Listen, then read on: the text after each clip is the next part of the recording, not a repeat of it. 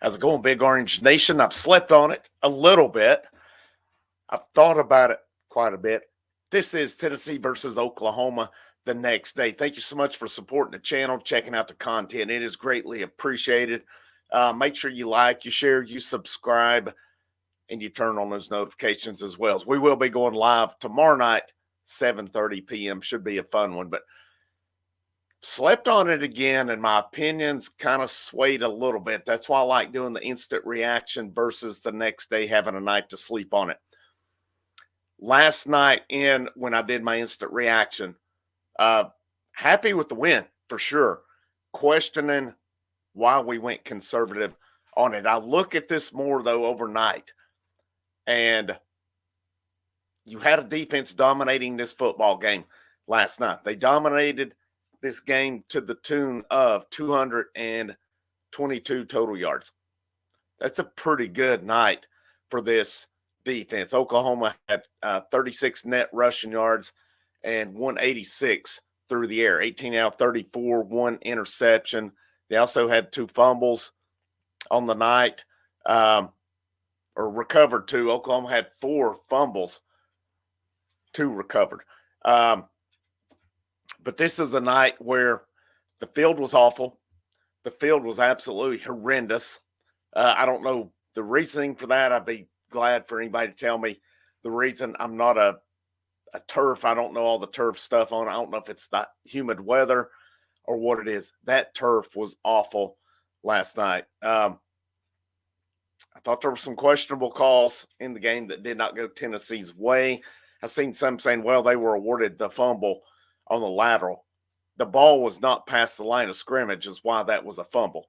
That was not past the line of scrimmage. You can look at it. It was well past it. That is why that was a fumble. But Tennessee's defense, man, with the way they were playing, and, it is what it is. Their offensive line with Lance Hurd out, with John Campbell out for parts of the game as well. You had to go to Larry Johnson, who was really kind of a work in progress, I would say.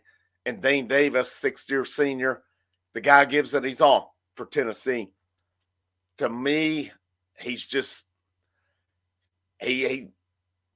how can you fault the effort that the guy gives? He gives the effort every game. He's going to give you everything he's got. He always has on it. That's just a rough matchup for him, Oklahoma. And it showed a lot last night. With the way your defense is playing, the defense bailed you out. Nico had the fumble down inside the 10. The next play, Joshua Josephs forces the fumble on that one. I mean, they had the fourth down stop on the first drive of the game, and Roy didn't do anything with it. Got it to 3rd and 2, and then Dylan Sampson was stuffed. Jackson Ross punted. They had a dude downfield for it, and I think he just lost track of where he was at, because he was in the end zone, and then the ball bounced away from him also. But the way this defense was playing, they had, depending on where you read it, either 11 or 12 tackles for loss last night, 3 sacks, 3 turnovers. They were on these guys all night long. They were on them all night long. And just looking at the individual, so from an individual statistic standpoint, Hawkins had 46 yards when he come in. You take him out of the equation, the leading rusher was a wide receiver, 2 for 18. Taylor Tatum went 3 for 14. Javonte Barnes, 8 for 19. Jackson Arnold had 5 carries for negative 21 yards last night. The rushing game, I had 4 key details on Thursday night, and I said, rush for 150 yards, hopefully more. They hit 151 on that. Protect Nico. Nico was sacked 3 times. I would say they hit 3 out of my 4, and that was good enough to win that football game 25-15. And it was really pretty handily. Oklahoma got a couple touchdowns late to kind of save face on that one. You got to give Hawkins credit, the backup quarterback.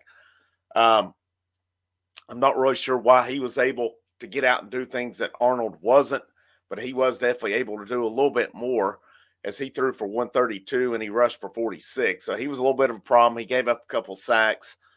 He did not have an interception. trying to think if he had a fumble or not. I know Arnold had some fumbles, but just Tennessee's game plan. I really feel like they saw, after I've slept on it, they saw how their tackles were playing and they saw how that field was. And obviously, they see how their defense is playing.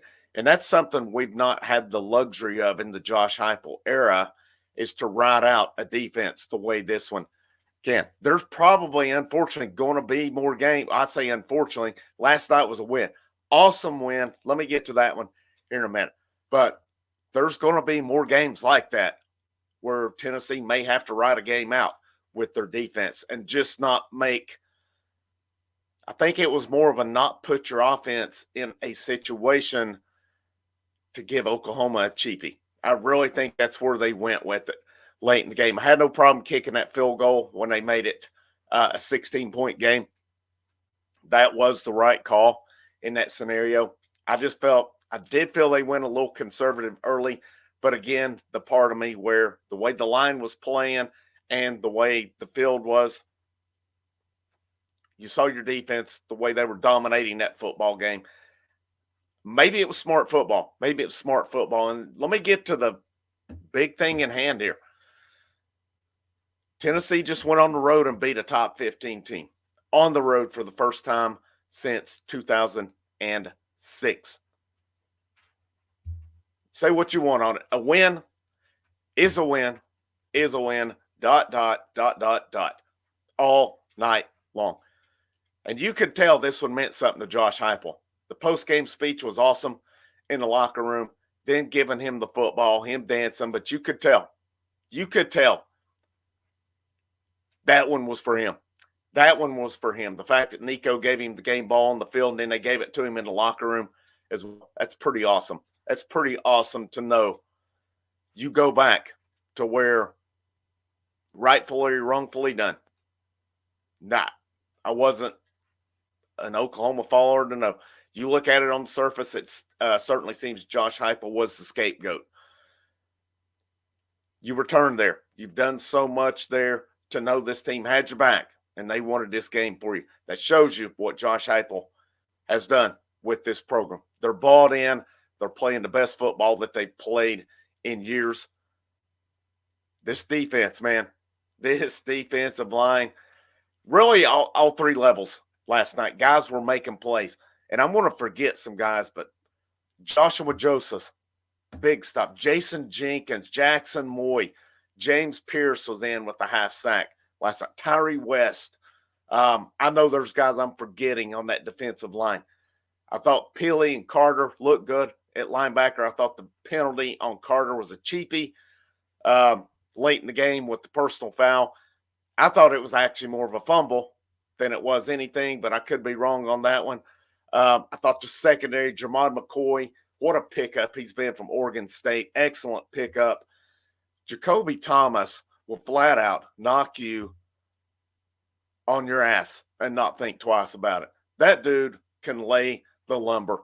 And he's turning out to be a really good pickup. Christian Harrison did some good things last night. Good to see that with him. People question at times, well, why is he in over Boo? I would venture to say he's made more plays than Boo at this point. Christian Harrison, man, excellent job with him. I thought Gibson did some good things. I thought the safety, I just thought it was a total team defensive effort at all three levels. And hats off to that defensive coaching staff for what they've done with this team. Tim Banks, Rodney Garner, William Inge, Willie Martinez, Mike Eckler, all these dudes, Coach Chop, any other analyst. They have got this defense rolling. This is one of, if not the best defenses in college football. They won that game based on defense. This is a different time in the Josh Heupel era that you're not relying on a shootout to win football games. You're starting to see that defense impacted and what they've built there. And they're going to continue to build it. As there was some news last night that Isaiah Campbell, top 50 defensive line recruit, decommitted from Clemson. And I seen Steve Wiltfong say that this one's trending nicely for Tennessee. So that's more talent potentially added to the fold. You can never have enough talent on your lines, as we see that on the offensive line. They're still trying to build that to that point. As we saw, it's still work in progress right now. That's one unit that cannot afford injuries, and we saw why last night. Of course, that's probably one of the better defenses that we're going to see in Oklahoma. There will be more on down the line. Got an off week, 2 weeks at Arkansas. It'll be a tough game. That's always a tough game. This Arkansas team's not that bad though, so I expect a dogfight in that one. Florida, Alabama.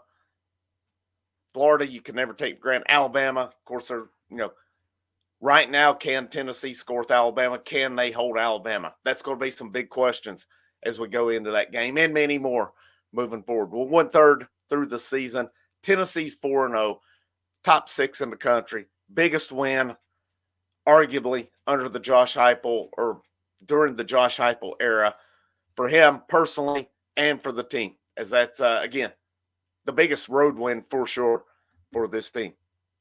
Road wins are road wins in the SEC, no matter how you do it. And again, instant reaction versus sleep on it kind of changes your mindset a little bit on it.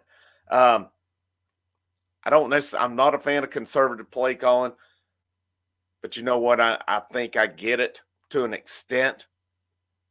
I hope we'll be able to evolve that offense moving forward. Hopefully we'll get everybody healthy, and we'll see how that changes moving forward.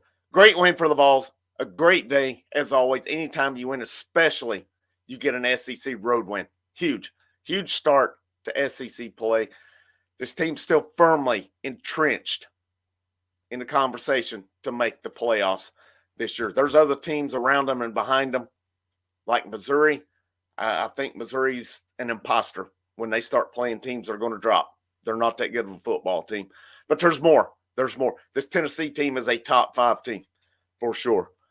Definitely right now with a great defense. When that offense gets clicking and rolling, they're going to be hard to handle. They're already hard to handle. They're going to be really hard to handle once that offense gets fully clicking. I don't feel it's fully clicked. Not against NC State nor Oklahoma. We'll see what they do with the off week. They normally come out better, and I fully expect they will, and they'll come out fully healthy as well. Thank you for tuning in with me. Make sure you check out those membership tiers, the Patreon. They're in the description, or you can, there is the super thanks in the bottom right corner. It does go back into the channel. It is to support the channel, so I do appreciate that from you as well. But I hope you have a great Sunday. Frank Rock, House of Orange Sports Channel. Last but most certainly not least, go Vols.